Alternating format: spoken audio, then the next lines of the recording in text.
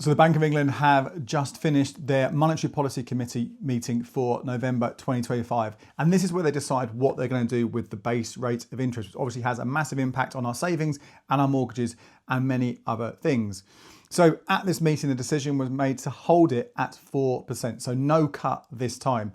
In the days coming up to it, there were a growing number of people who thought this could be a really close call. We might see a 0.25 percentage point decrease to 3.75% overall, but it didn't happen. But it was really, really, really close. 5 people wanted to keep it where it was. 4 of them wanted that reduction. So it just shows you it's potentially getting closer and closer for a cut to happen. And we may well see that at the next meeting in 6 weeks on the 18th of December. Now, the reason why it's looking more likely that we will see a cut coming along sooner rather than later is that inflation has stayed at 3.8% for the last couple of months. And in the minutes to this meeting, the bank said they think it has peaked. They don't think it's going to go up any higher. But they still, some of them at least, want to see more evidence that it is going to decrease.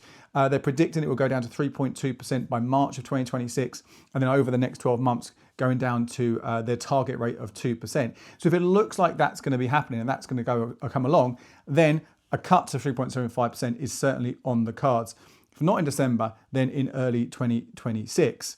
But of course, there is the big kind of event, the budget happening on the 26th of November this year, which could have a say in that. We don't know yet exactly what Rachel Reeves, the Chancellor, is going to announce there. There's talk and likelihood of there being some tax increases.